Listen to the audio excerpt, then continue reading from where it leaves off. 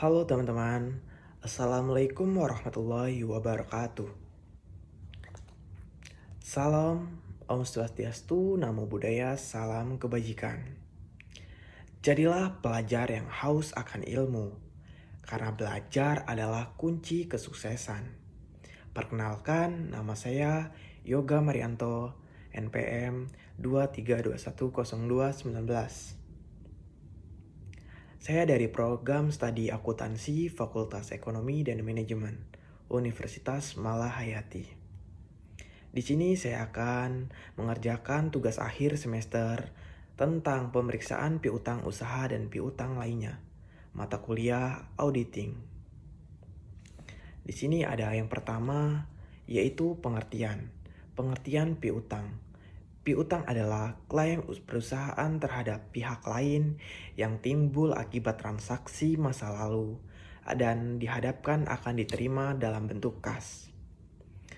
Lalu adapun menurut Sukrisno Agus, piutang merupakan akun yang material dan berisiko tinggi, sehingga memerlukan prosedur pemeriksaan yang memadai. Lalu di sini ada jenis-jenis piutang. Jenis-jenis piutang ada dua. Yang pertama piutang usaha, yang kedua piutang lainnya. Kita balik lagi terlebih dahulu pada poin pertama, yaitu piutang usaha. Pada piutang usaha ada 3 poin. Yang pertama yaitu timbul dari penjualan barang atau jasa secara kredit. Yang kedua ada biasanya berjangka pendek. Yang ketiga yang merupakan bagian dari aset lancar. Lalu pada piutang lainnya ada 5 poin. Yang pertama itu ada piutang karyawan, yang kedua ada piutang direksi, dan yang ketiga ada piutang bunga, yang keempat ada piutang pajak, dan yang terakhir adalah piutang afiliasi. Lalu adapun tujuan pemeriksaan piutang. Tujuan pemeriksaan piutang menurut Sukrisno Agus adalah untuk memastikan bahwa yang pertama, piutang benar-benar terjadi atau benar-benar ada. Yang kedua ada piutang dimiliki oleh perusahaan. Dan yang ketiga ada piutang dicatat secara lengkap. Dan yang keempat piutang dinilai dengan wajar. Dan yang terakhir penyajian dan pengungkapan sesuai dengan standar akuntansi. Lalu adapun resiko audit piutang. Beberapa resiko utamanya, yang pertama yaitu piutang fiktif atau tidak jelas. Dan yang kedua ada piutang tidak tertagih tapi belum dihapuskan. Dan yang ketiga ada salah saji umur piutang. Yang keempat, tidak dibentuknya cadangan kerugian piutang. Dan yang terakhir, piutang dijaminkan tetapi tidak diungkapkan. Dan dilanjutkan pada pengendalian internal atas piutang. Auditor harus memahami sistem pengendalian internal. Yang pertama antara lainnya, yang pertama pemisahan fungsi penjualan, fungsi pencatatan, dan penerimaan kas.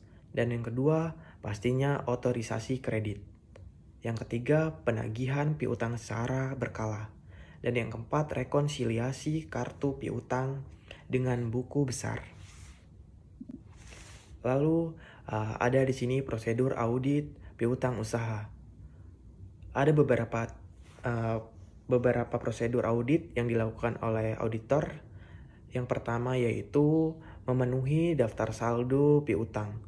Yang kedua ada menguji kebenaran penjumlahan dan posting. Yang ketiga ada menelusuri transaksi ke dokumen pendukung. Dan yang keempat ada menguji cut off, penjualan, dan penerimaan kas. Dan yang terakhir adalah melakukan konfirmasi piutang. Lalu adapun konfirmasi piutang. Konfirmasi piutang merupakan prosedur audit utama. Jenis konfirmasi yang pertama itu ada konfirmasi positif. Yang kedua, debitur diminta membalas baik setuju maupun tidak setuju. Yang ketiga, adapun konfirmasi negatif. Dan yang keempat, debitur hanya membalas jika tidak setuju. Lalu konfirmasi positif lebih dapat diandalkan untuk saldo material. Lalu adapun pemeriksaan umur piutang. Yang pertama yaitu piutang, auditor harus menilai. Yang pertama piutang lancar. Yang kedua, piutang lewat jatuh tempo. Yang ketiga, piutang bermasalah. Hasil analisis digunakan untuk menilai kecukupan cadangan kerugian piutang. Dan dilanjutkan pemeriksaan piutang lainnya. Auditor melakukan, di sini ada 4 biasanya. Yang pertama, penelusuran ke perjanjian atau dokumen hukum.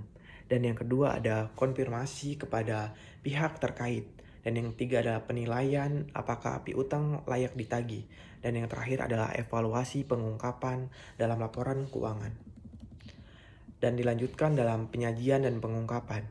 Auditor memastikan bahwa ada 4 poin. Yang pertama, piutang disajikan sebagai aset, lancar dan tidak lancar. Yang kedua ada piutang pihak berelasi diungkapkan. Dan yang ketiga ada piutang yang dijaminkan dijelaskan. Dan yang terakhir, kebijakan pencadangan dijelaskan dalam catatan atas laporan keuangan. Dan dilanjutkan dalam kesimpulan. Kesimpulannya, pemeriksaan piutang usaha dan piutang lainnya merupakan bagian sangat penting dalam proses audit karena akun piutang memiliki tingkat risiko yang sangat tinggi, salah saji yang relatif tinggi, dan sering bersifat material dalam bentuk laporan keuangan.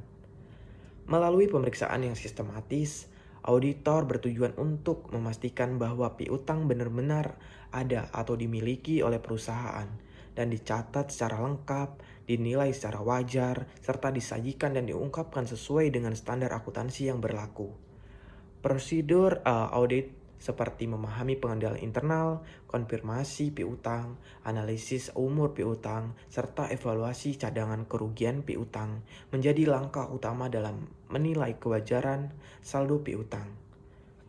Dengan dilaksanakan pemeriksaan yang memadai sesuai dengan standar auditing dan pedoman yang dikemukakan oleh Sukrisno Agus, diharapkan laporan keuangan dapat memberikan informasi yang handal dan mencerminkan kondisi keuangan perusahaan secara wajar. Mungkin itu saja yang bisa saya sampaikan. Saya akhiri. Wassalamualaikum warahmatullahi wabarakatuh. Terima kasih.